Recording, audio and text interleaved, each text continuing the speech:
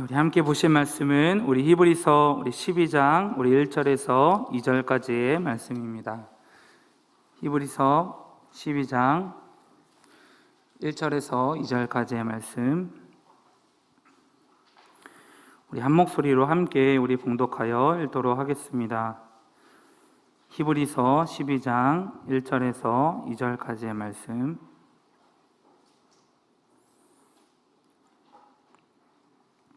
함께 읽겠습니다. 시작. 이러므로 우리에게 구름같이 둘러싼 허다한 증인들이 있으니 모든 무거운 것과 얽매이기 쉬운 죄를 벗어버리고 인내로써 우리 앞에 당한 경주를 하며 믿음의 주요 또 온전하게 하시는 이인 예수를 바라보자. 그는 그 앞에 있는 기쁨을 위하여 십자가를 참으사 부끄러움을 개의치 아니하시더니 하나님 보좌 우편에 앉으셨느니라. 아멘. 믿음으로 경주하는 인생으로 말씀을 전하도록 하겠습니다. 말씀을 전하기에 앞서서 우리 성도님들께 너무 감사하다는 말씀 전하고 싶습니다. 제 아내가 병원에서 뇌 동맥류로 인하여서 이제 어떻게 해야 될지, 수술을 해야 될지, 시술을 해야 될지, 아니면 다른 방법으로 치료할 수 있는지 이제 어제 아산병원에 가서 오전에 검사를 받았는데요. 의사가 판단하기를 시술이나 수술은 받지 않아도 된다고 합니다.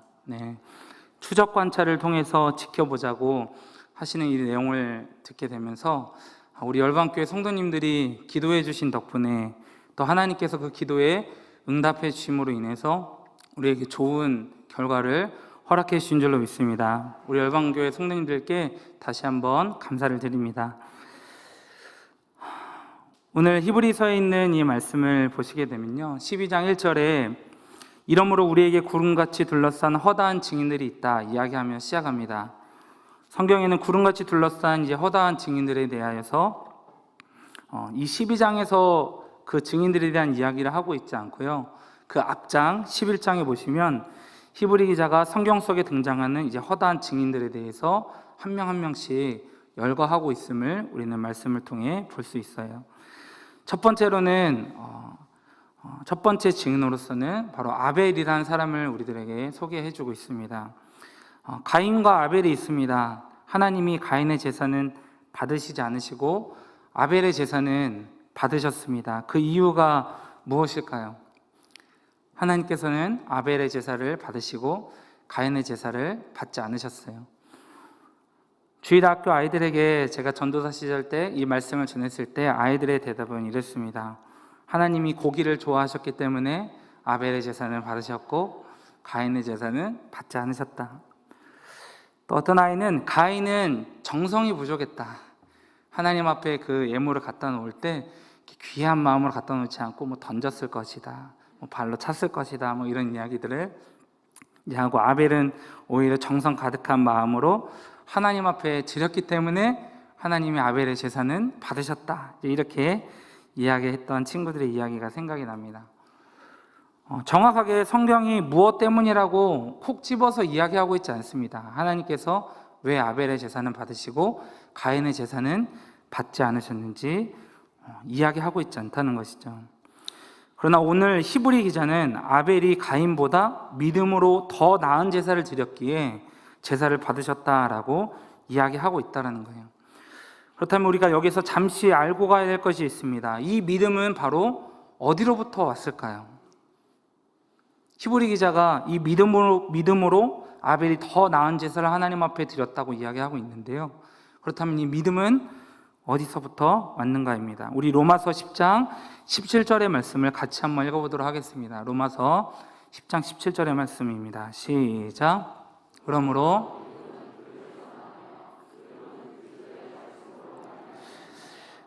오늘 말씀을 보시면 믿음은 하나님의 말씀을, 그 계시를 들음에서 나는 것이다 라고 이야기하고 있다는 것이죠. 당시 아담과 하와도 하나님의 말씀을 듣고 이제 행하던 자들이었습니다. 마찬가지로 가인과 아벨이 하나님께 드려야 될 이 제사에 있어서도, 이 제사를 드리는 방법에 있어서도 그들이 임의대로, 그들이 하고 싶은 방법대로 하나님 앞에 제사를 드린 것이 아닐 것입니다. 분명히 하나님께서 제사를 이렇게 드리라 이야기하셨을 것이 저는 분명하다 생각합니다. 그렇기 때문에 하나님께서는 아담과 하와하고만 소통하신 것이 아니라 아벨과 가인하고도 하나님은 소통하시며 그들에게 원하시는 것들을 이야기하셨을 것이라는 거죠. 아담과 하와처럼 하나님께서 가인과 아벨이 어떻게 제사를 드려야 되는지 그들에게 이미 말씀하셨을 거라는 것입니다.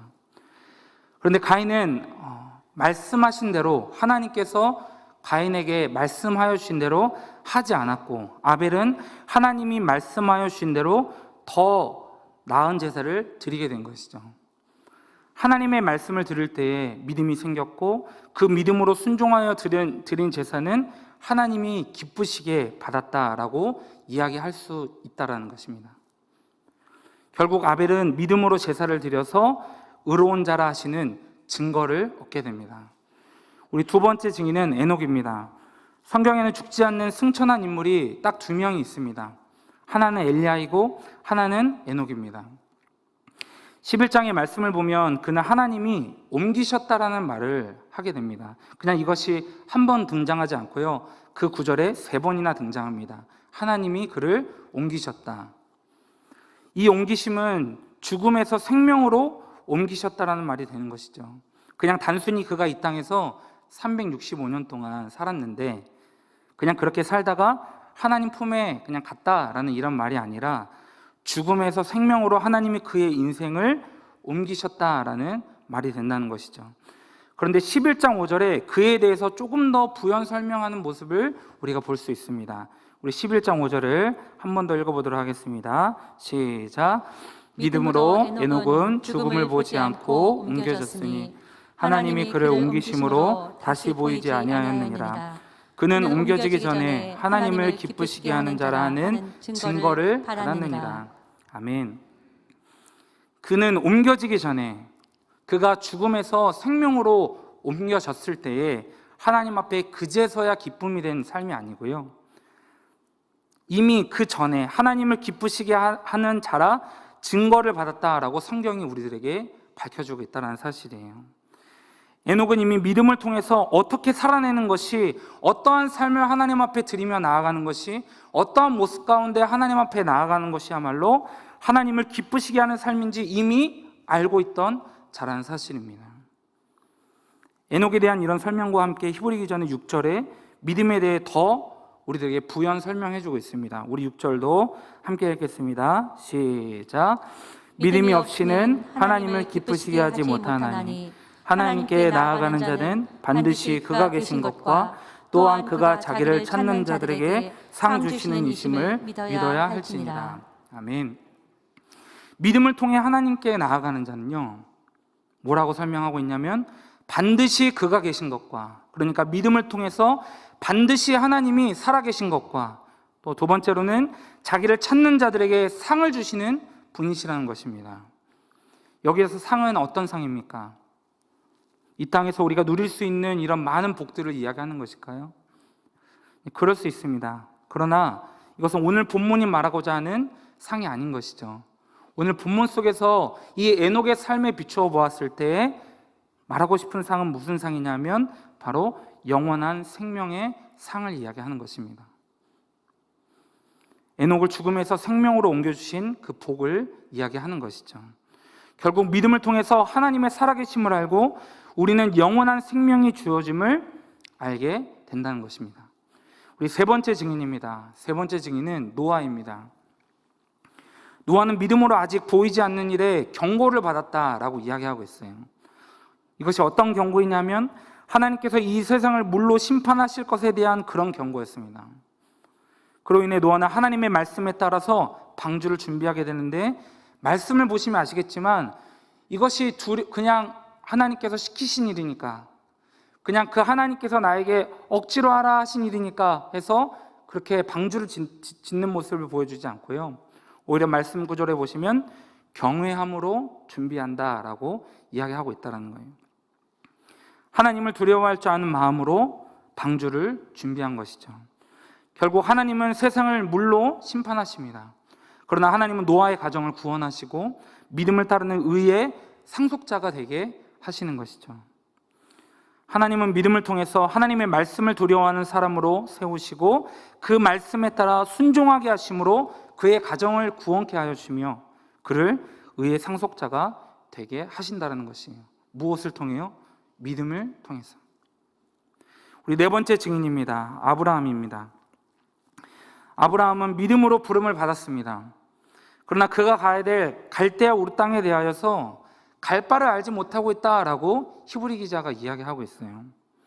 여기서 갈 바를 알지 못했다는 것은 그 땅이 정말 내 소유가 될 수 있는 건지, 거기에 가면 정말 내가 먹고 살 만한 것이 있는 것인지, 살 수는 있는 것인지 전혀 경험하지 못한 채 그냥 그 약속의 땅으로 향했다라는 이런 말을 하고 있는 것이. 아브라함은 실제 가나안 땅에 가서 오래 거류하려고 하지 않았습니다. 핑계거리만 생기면 그 땅을 벗어나려고 했던 모습이 바로 아브라함인 것이죠. 심한 기근이 왔을 때에는 하나님이 약속하신 땅도 고민하지 않습니다. 그냥 애굽으로 바로 내려가 버립니다. 애굽의 왕 앞에서 아내를 누이라 속이고 넘기는 일까지 있었습니다. 하나님이 아브라함을 밤하늘을 보여주시며 하셨던 자녀에 대한 약속도 사라가 바로 나이가 차고 폐경에 이르게 되니까 기다리지 못하고 여정을 통해서 이스마엘을 갖는 그런 모습도 우리들에게 보여주고 있는 것이죠. 이런 연약한 아브라함의 모습들이 많았지만 하나님은 그의 인생을 다루셔서 믿음을 통해 아브라함의 그 삶을 세우시고 그를 믿음의 조상으로 삼으십니다. 하나님은 믿음을 통해서 아브라함의 인생을 다루셨고 하나님을 진하게 경험시켜 주시는 것이죠. 그 외에도요, 11장에 있는 내용을 보시면 히브리 기자는 이삭과 야곱과 모세와 라합과 기드온과 바락과 삼손과 입다와 다윗과 사무엘과 같은 이런 선지자들의 그 믿음을 통하여서 걸어온 그 삶을 다 나열하면서 믿음으로 그들의 삶을 이끄신 하나님의 일들을 설명해 주고 있습니다. 히브리 기자가 이들을 설명하는 데 있어서 공통적으로 사용하는 단어가 있습니다. 제가 계속해서 이야기했죠. 그것이 무엇입니까? 바로 믿음입니다. 이 모든 인물들은 하나님께서 믿음으로 그들의 삶을 이끌어 가시는 것이죠. 그들은 모두 믿음으로 삶을 살았던 자들입니다. 그렇다면 여기서 우리가 이 믿음이 무엇인가를 정확하게 알고 갈 필요가 있습니다. 믿음이라 했을 때 우리 성도님들은 어떠한 생각이 드십니까? 믿음이라 하면 우리 가운데 어떤 능력 행함, 어떤 기적, 우리가 무엇인가를 하나님께 보이는 것, 하나님 앞에 기쁨이 되기 위하여서 우리가 하나님 앞에 보여드려야 되는 어떤 그 무엇인가라고 생각하는 분들이 아마 많이 계실 것 같습니다. 성경에 보시면 예수님이 믿음이 크다 했을 때 기뻐하시고 또 그 기뻐하신 모습 가운데 치료하시고 기적을 행하시는 장면들을 우리는 보게 되는 것이죠. 그래서 믿음이란 것이 어떤 내 안에 있는 능력, 나의 행함, 내 안에 어떤 의로 우리가 생각할 때가 많다는 것입니다. 우리가 여기서 이 믿음을 잘 정리하고 갈 필요가 있습니다. 왜냐하면 믿음에 대해서 우리가 오해하게 된다면 우리가 성경 전체에서 말하고 있는 이 믿음에 대한 잘못된 이해로 말미암아서 우리가 잘못된 해석을 할 수 있기 때문에 그런 것이죠. 어떤 신학자가 이렇게 이야기했습니다. 믿음은 마치 우리가 밥을 먹을 때 숟가락과 같다라는 이야기를 했어요. 그래서 우리가 밥을 먹는다 했을 때 실제 우리를 배부르게 하는 것이 무엇인가 이렇게 질문하는 것이었어요. 우리 성도님들께도 한번 질문해 보겠습니다. 우리가 밥을 먹을 때, 우리가 식사를 할 때 우리의 배를 배부르게 하는 것이 밥입니까? 숟가락입니까? 다시요. 밥입니까? 숟가락입니까? 네, 밥이죠. 네, 답을 듣고 싶었습니다. 숟가락은 밥이 우리 안에 들어갈 수 있도록 도와주는 역할을 할 뿐인 것이죠. 우리를 배부르게 하지 못한다라고 그 교수님은 설명하셨어요. 바로 숟가락과 같은 역할이 바로 믿음이라는 것입니다. 믿음을 통해서 우리는 하나님을 알게 되는 것이죠. 우리는 믿음을 통해서 죄인인 우리를 의롭다 여겨주시는 그리스도의 의를 온전히 전가받음을 우리가 확신하게 되는 것입니다. 우리는 믿음을 통해서 우리 안에 완벽하게 이뤄내신 구원을 확신하게 되는 것이죠. 이것이 믿음의 역할이고 바로 믿음이라 이야기할 수 있습니다. 성경의 예를 한번 들어보도록 하겠습니다. 우리 마태복음 15장 28절의 말씀입니다. 같이 한번 읽겠습니다. 시작. 이에 예수께서 대답하여 이르시되 여자여 내 믿음이 크도다. 내 소원대로 되리라 하시니 그때로부터 그의 딸이 나으니라. 아멘. 이 장면은 예수님이 가나안 여자의 믿음을 보시고 이제 크다 칭찬하시는 장면입니다. 가나안 여자는 지금 딸이 귀신에 들려 있었고 그 딸이 고침받기 원해서 주님 앞에 나아가는 그러한 장면인 것이죠. 예수님이 이 사건 속에서 자신의 이스라엘 집에 잃어버린 양 외에는 다른 데로 보내심을 받은 일이 없다 하시면서 자녀의 떡을 개들에게 주는 것은 마땅하지 않다 이야기하십니다. 너무 매몰차 보이십니다. 예수님께서 하나님께서 자신에게 보내신 이스라엘 백성 외에는 그 어떠한 사람도 관리하지 않겠다, 나는 관심 없다, 이제 이런 말씀과 같은 것이죠. 이런 굴욕적인 말을 이 가나안 여인에게 던지시는 겁니다. 그러나 이 이방 여인은 예수님을 이제 간절히 붙잡고 이야기합니다. 개들도 제 주인의 상에서 떨어지는 부스러기를 먹습니다. 그러자 주님은 그의 믿음을 크게 보시고 그의 딸을 고쳐주시는 그런 장면을 우리가 보게 되는 것이죠. 자, 여기서 믿음이 딸을 고치신 겁니까? 아니면 주님이 딸을 고치신 겁니까? 당연히 주님이시죠. 네. 믿음과 주님은 같은 것도 아니고 비교 대상도 아닙니다. 그럼 믿음이 무엇이냐? 주님은 왜 가나안 여인의 믿음을 칭찬했는가라고 이야기했을 때 먼저 주님이 가나안 여인을 칭찬하신 이유는요, 그 여인이 지금 믿음이라는 것을 통해서, 이 믿음이라는 도구를 통해서 진짜 인생의 주인이 누구인지, 문제 해결의 근원이 누구인지를 믿음이란 도구를 통해 확실하게 바라보고 있기 때문에 그렇습니다. 그가 믿음이라는 것을 하나님께 보여서 그것을 잘 보임으로 인해서 자신의 딸이 치료받기를 원하는 마음으로 나아간 것이 아니고요, 이 믿음이라는 것을 통해서 진짜 치료해 줄 수 있는 분은 우리 주님밖에 없음을 완전히 돋보기로 확대하여 보듯이 예수님만을 온전히 바라보고 있는 모습을 통하여 나아갔기 때문에 예수님은 그러한 믿음의 상태를 보시고 그 여인을 칭찬하신 것이죠. 그렇게 믿음은 완전하신 주님을 바라보게 하는 도구라 말씀드릴 수 있는 거예요. 히브리서 11장 3절의 말씀도 우리가 한번 읽어봤으면 좋겠습니다. 히브리서 11장 3절의 말씀 같이 읽겠습니다. 시작. 믿음으로 모든 세계가 하나님의 말씀으로 지어진 줄을 우리가 아나니 보이는 것은 나타난 것으로 말미암아 된 것이 아니니라.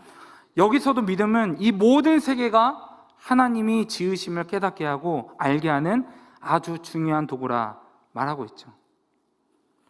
성경에는 오직 의인은 믿음으로 말미암아 산다 이야기합니다. 이 말씀 구절만 보게 됐을 때 목사님 믿음으로 사는 거잖아요, 믿음 때문에 사는 거잖아요 라고 이야기할 수 있겠지만, 제가 지금 우리 성도님들께 설명드린 이 믿음에 대해서 다시 한번 생각해 보면 믿음은 실제 살리시는 그리스도를 바라보게 하는 역할을 하는 것이죠. 우리의 구원을 완벽하게 이루신 예수 그리스도의 공로 자체를 바라보고 믿어지도록 만든다는 것입니다. 우리는 믿음을 통해서 하나님의 공의를 완벽하게 만족시키신 그리스도의 의가 우리 가운데 전가되었음을 확신케 되고, 우리를 의롭다 칭해 주셔서 하나님 앞에 언제나 담대하게 나아갈 수 있게 되었고, 우리는 영원한 생명을 우리 가운데 주셨으며 회개할 때마다 죄를 용서해 주실 뿐만이 아니라 자녀까지 삼아주셔서 우리를 포기하지 않고 끝까지 사랑하시는 분이 우리 주님임을 알게 하는 역할을 바로 믿음이 한다라는 것이에요. 그러니까 이 믿음이라는 것을 통하여서 결국 우리는 살게 되는 것이에요. 앞전에 이야기했던 인물들을 한번 생각해 보십시오. 믿음으로 하나님의 말씀을 듣고 제사를 드립니다. 믿음으로 하나님을 기쁘시게 하는 삶을 살게 되고 죽음에서 생명으로 옮겨지게 되는 그런 은혜를 잊게 됩니다. 믿음으로 하나님을 경외하는 삶을 살고 구원받으며 의의 상속자가 됩니다. 믿음으로 하나님을 알게 하셔서 믿음의 주상이 되게 하십니다. 다 믿음인 것이죠.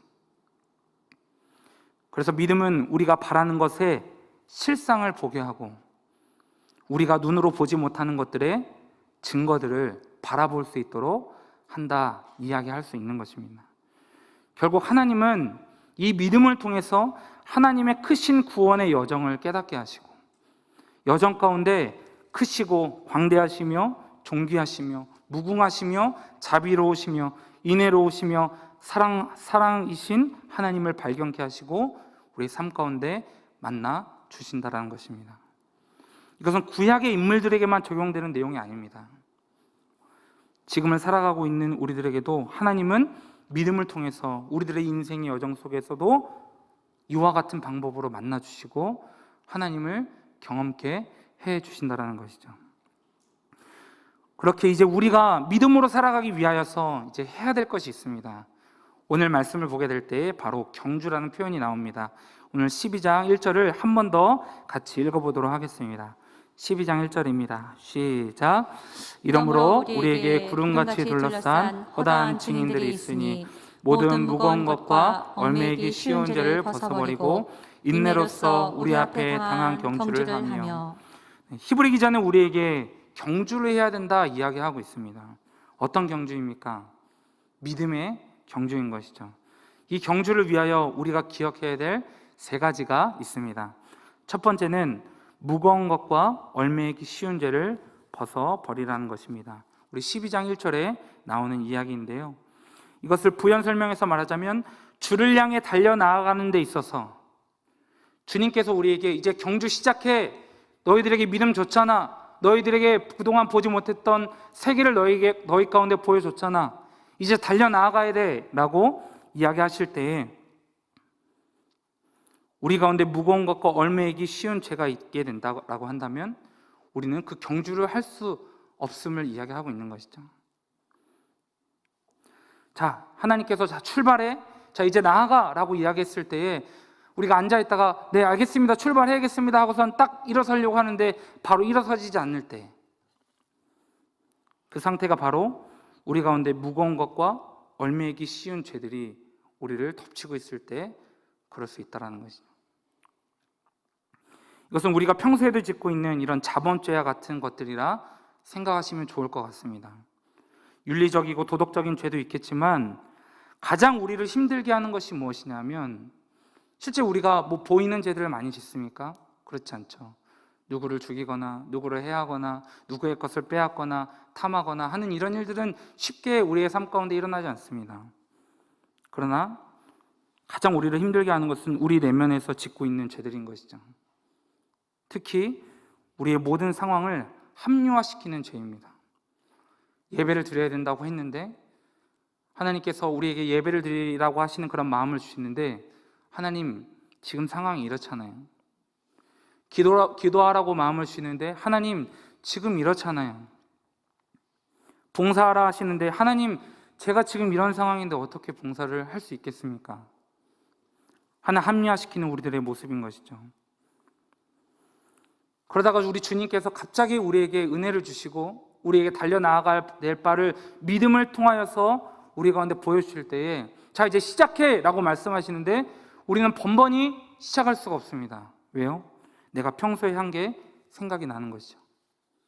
내가 하나님 앞에 평소에 어떤 모습으로 하나님 앞에 섰는지가 계속해서 생각나는 것입니다. 내가 이러했기 때문에 그런데 그 전에 이미 내가 합리화시키며 나의 신앙 가운데 하나님께서 부르시는 그 부르심들에 불순종했던 나의 모습들은 생각하지 아니하고 그냥 나는 자격이 안 돼, 나는 할 수 없어,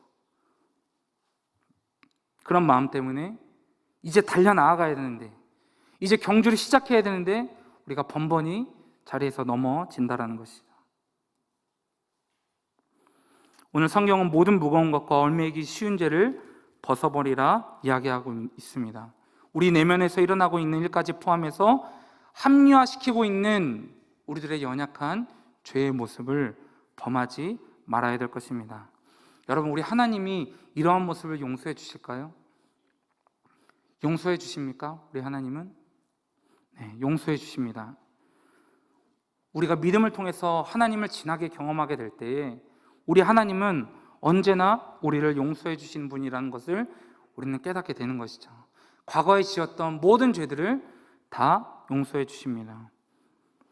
그리고 앞으로 짓는 죄들에 대해서도 우리 하나님 앞에 회개하는 마음으로 나아가게 되면 우리 하나님은 용서해 주시는 분이라는 것을, 그 약속의 말씀에 근거하여서 우리의 그 모든 죄를 제거해 주시는 분이라는 것을 우리는 믿음을 통해 또 한 번 확신케 되는 일들이 일어나게 되는 것이죠. 물론 이 용서함이 우리가 지옥에 갈까 봐 해야 되는 그런 회개가 아니라는 것도 우리 성도님들이 기억하셨으면 좋겠습니다. 이것은 우리의 죄로 인해서 우리의 믿음이 약해지고, 믿음이 약해지게 되면 우리가 온전히 예수 그리스도를 바라보지 못하게 되기 때문에 우리가 죄를 지었을 때 바로 회개해야 된다라고 이야기하고 있는 것이죠. 우리가 해야 될 회개는 하나님께서 우리를 지옥에 보내실까 봐, 우리를 버리실까 봐 해야 되는 그런 회개가 아니고요, 이미 하나님 앞에 구원받은 자녀로서 우리가 잘못을 했을 때 우리의 믿음이 연약하여지고, 믿음이 연약해지다 보니까 온전히 예수 그리스도를 바라보지 못하게 되어지는 그런 흔들리는 신앙생활을 할 수밖에 없기 때문에 우리가 계속해서 짓고 있는 죄들에 대하여서 낱낱이 하나님 앞에 구하며 용서를 구하는 일들을 우리가 해야 된다는 것입니다. 우리 주님께서 경주하라 하셨을 때 바로 나아갈 수 없게 하는, 내가 일어설 수 없게 하는 그런 죄들이 있으십니까? 회개할 수 있기를 바랍니다. 주님은 우리가 회개함으로 우리의 믿음이 다시 견고하여져서 우리를 붙잡고 계시는 주님을 온전히 바라보고 다시 경주하기를 바라십니다. 두 번째는 인내로 경주하라는 것입니다. 인내는 끝까지 버티는 것을 말합니다. 그런데 한번 생각해 보셨으면 좋겠습니다. 끝이 없는데, 목표가 없는데 버티는 것이 무슨 소용이 있을까요? 우리가 인내할 수 있는 것은 우리에게 소망이 있기 때문에 그렇습니다. 경주는 끝이 있습니다. 경주는 결국 꼬린 지점이 있다는 것이죠. 마찬가지로 우리의 믿음의 여정도 끝이 있습니다. 그것은 바로 본향인 것이죠. 본향에는 우리를 맞아주실 하나님 아버지의 품이 있습니다. 이것이 우리의 소망인 것이죠. 우리에게는 이 유일한 소망이 있기에 우리가 끝까지 인내하며 나아갈 수 있는 줄로 믿습니다. 우리가 왜 참아야 되는가? 다시 돌아가야 될 본향이 있고, 그 본향 가운데 우리 하나님께서 두 팔 벌려 우리를 안아주실 것이기 때문에 그렇습니다. 세 번째는 예수를 바라보라는 것입니다. 우리 12장 2절의 말씀을 우리 같이 한번 읽어보도록 하겠습니다. 12장 2절입니다. 시작. 믿음의 주요 또 온전하게 하시는 이인 예수를 바라보자. 그는 그 앞에 있는 기쁨을 위하여 십자가를 참으사 부끄러움을 개의치 아니하시더니 하나님 보좌 우편에 앉으셨느니라. 아멘. 이것은 그냥 예수를 바라보라 라고 이야기하는 것이 아니에요. 영어로 픽스 온에서, 고정해서 예수 그리스도를 바라보라 이야기하고 있는 것이죠. 오직 주님만을, 어떠한 상황 가운데에서도 오직 주님만을, 가나안 여인이 주님 앞에 왔을 때에 그에게 있어서 너무나도 굴욕적이고 치욕적이고 부끄러운 상황 가운데에서도 그 모든 것을 개의치 아니하고 오직 픽스온하여서 주님만을 바라봤던 것처럼 우리 또한 주님만을 바라볼 수 있는 그런 믿음이 우리 가운데 있기를 소망합니다. 믿음의 경주에 있어서 우리 가운데 수많은 어려움들이 찾아올 것이 분명합니다. 이 경주가 어려운 일임을 히브리 기자는 아주 잘 알고 있습니다. 그렇게 우리에게 뭐라 말하는가? 바로 예수를 바라보라, 예수를 생각하라 이야기합니다. 그 주님이 우리에게 어떻게 하셨습니까? 십자가를 참으신 분이십니다. 십자가는 당시 불명예스러운 것이고 굴욕적이고 치욕적이며 지금 대통령이 온 국민으로부터 탄핵을 받는 것보다도 더 저주스러운 것이죠. 주님은 그것을 참으셨습니다. 왜요? 우리에게 구원을 주시고자, 우리에게 생명의 길을 열어주시고 하나님과의 관계가 끊어졌던 그 관계를 다시 화목하게 하여 주시기 위하여 그 부끄러운 그 모든 것을 참으신 것이죠. 히브리 기자는 그래서 우리가 힘들 때마다, 낙심할 때마다, 우리가 믿음의 경주를 포기하고 싶을 때마다 우리를 위하여 부끄러움을 개의치 아니하시고 생명을 주시고자 십자가를 참으신 예수 그리스도를 생각하라 이야기하고 있다는 것이. 그러나 한편으로 또 히브리 기자가 우리가 그러한 생각 가운데 나아간다 할지라도 우리가 죄에 대하여서 피 흘리기까지 싸우지 않을 것임을 정확하게 알고 있습니다. 이 12장에 있는 내용을 보시면 그렇게 이야기하면서도 우리 가운데, 우리 안에 있는 여전히 남아있는 이 죄의 본성으로 인하여서 우리가 하나님께서 바라시는, 예수 그리스도께서 바라시는 그런 믿음의 상태를 가지고 나아가지 못함을 너무나도 잘 알고 있는 것이죠.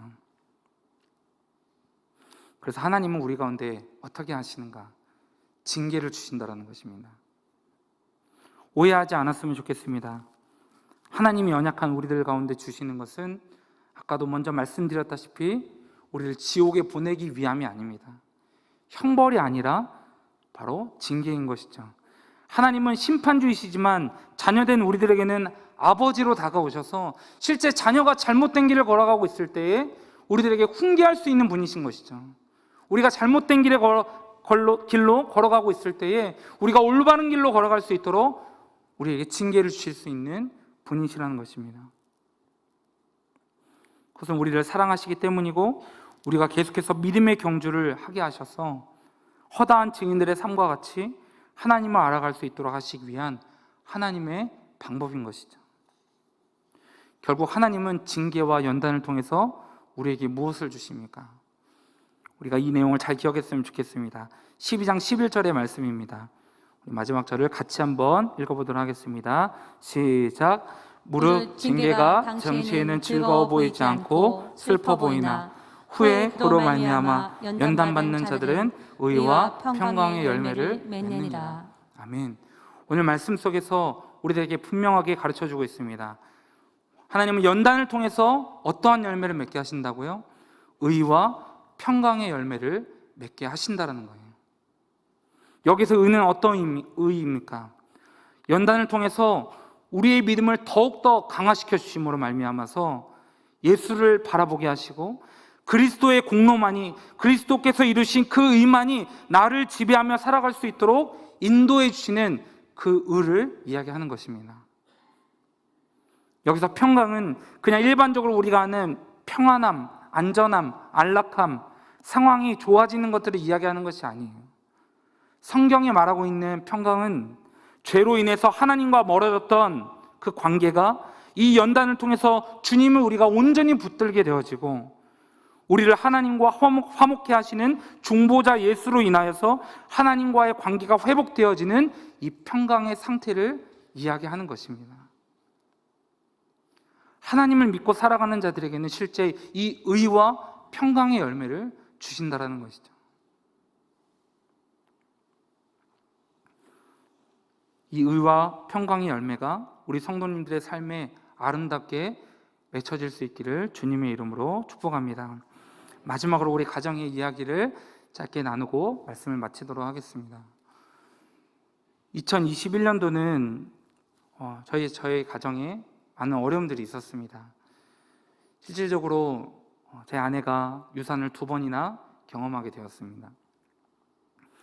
그리고 백신 1차를 맞게 되어졌는데 심장에 이상한 증세가 나타나게 되어졌고 증상이 나타나게 되어졌고 병원에 가게 되어졌더니 심장이 퇴보하고 있다.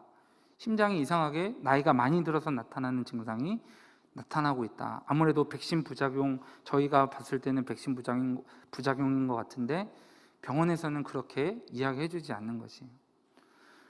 근데 그것이 잠깐 했다가 멈추는 것이 아니고요. 계속해서 심장이 이상하게 뛰는 겁니다. 잠을 잘 때에도 뛰고 잠을 자고 있으면서도 심장이 이상하게 뛰고 있는 게 느껴지고 평소에 삶을 살아갈 때에도 이것이 계속 느껴져서 심각한 스트레스가 찾아오게 됐고요. 폐쇄공포증과 같은 또 뭔가 혼자 있게 되어지면 너무나도 불안한 것 같은 이런 공포증으로 인하여서 극심한 스트레스를 받게 되어졌고 결국에는 이석증이 오게 되었습니다. 이석증을 이제 치료하고 있는 과정 가운데 또 머리가 계속해서 아프고 너무나도 두통이 심해서 병원에 가서 이제 찍어 보았더니 또 뇌동맥류라는 이런 판정을 받게 된 것이죠. 이해할 수 없었습니다. 왜 우리 가정에 이러한 일이 일어났을까? 처음 아내와 같이 앉아서 이야기할 때 우리가 혹시 11조 안 낸 거 있어? 우리 혹시 뭐 예배 빠진 거 있어? 혹시 뭐 남 욕하고 그런 거 아니야? 우리가 잘못했던 것들을 막 찾아보기 시작했어요. 근데 잘못한 게 없더라고요. 그렇게 심각하게 잘못한 것들이 없었고 또 교역자의 삶을 가면서도 크게 하나님 앞에 그렇게까지 벌을 받아야 된다고 한다면 저희 가정보다 더한 가정 많잖아요. 하나님, 더한 모습으로 살아가는 가정 많은데 왜 그 사람들은 세상에서 잘 나가게 하시고 아무런 걱정도 없게 하시고 아무런 어려움도 없게 하시면서 살게 하시는 겁니까? 이런 불만들이 하나님 앞에 쏟아지는 거예요. 너무 힘들었습니다. 그런데 하나님 앞에 기도하면서 나아갈 때 하나님이 깨닫게 해주시는 것이 있는 거예요. 저보고 감사하라는 것입니다. 하나님께서는 이 연단을 통해서 우리 가정 가운데 있는 이 어려움을 통해서 하나님을 더욱더 바라보게 하신다라는 이런 믿음을 저 가운데 허락해 주시는 거예요. 하나님을 더 의지하며 나아갈 수 있도록 인도해 주시는 거예요. 그래서 이 CT에 대한, 이 MRI에 대한 이 결과를 우리가 듣기 전에 아내와 함께 이야기했습니다. 함께 이야기할 때 제가 이렇게 이야기하게 되는 거예요. 괜찮아. 오히려 우리 가정에 이러한 일이 일어났기 때문에 우리가 더 주님을 붙잡을 수 있는 거예요. 혹시나 위치가 좋지 않아서 뇌를 열고 수술을 해야 되는 이런 일이 발생한다 할지라도 감사하자. 하나님 앞에 우리 가운데 이 일을 분명히 허락하신 이유가 있을 것이고 선한 것으로 우리에게 채우실 것임을 믿기 때문에 그 걸음을 담대하게 나아가자. 이런 이야기를 해도 아내는 불안한가 봐요. 너무 걱정하는 눈빛이 있었지만 그래도 함께 우리가 주님을 믿으며 나아가자는 그런 고백 가운데 나아갔거든요. 근데 병원에 가서 결과를 들었을 때 아무런 것을 하지 않아도 된다는 이런 이야기를 듣게 되었을 때 하나님은 저의 믿음의 고백을 듣고 싶어 하셨다라는 이런 마음을 저에게 확신으로 주시는 거예요. 저는 결국 하나님께서 우리 가정의 이 일을 통해서 우리가 무엇을 잘못했기 때문에 우리가 하나님 앞에 무엇을 잘못 보였기 때문에 우리 가정 가운데 이러한 일을 허락하신 것이 아니고요, 이 일을 통하여서 우리가 믿음의 경주를 계속해서 달려나아갈 수 있도록 제가 딴 마음 먹고 딴 생각하지 아니하고 오직 주님만을 바라보며 나아갈 수 있는 이 경주를 해 나아갈 수 있도록 우리 가정 가운데 이 귀한 경험을 주신 줄로 믿습니다. 우리 성도님들의 삶 가운데도 이런 귀한 경험으로 말미암아서 하나님을 온전히 바라보며 인내하시며 우리 가운데 있는 그 모든 죄들을 회개함으로 말미암아 나아갈 수 있는 이 수요 저녁 예배 시간이 될 수 있기를 주님의 이름으로 축복합니다.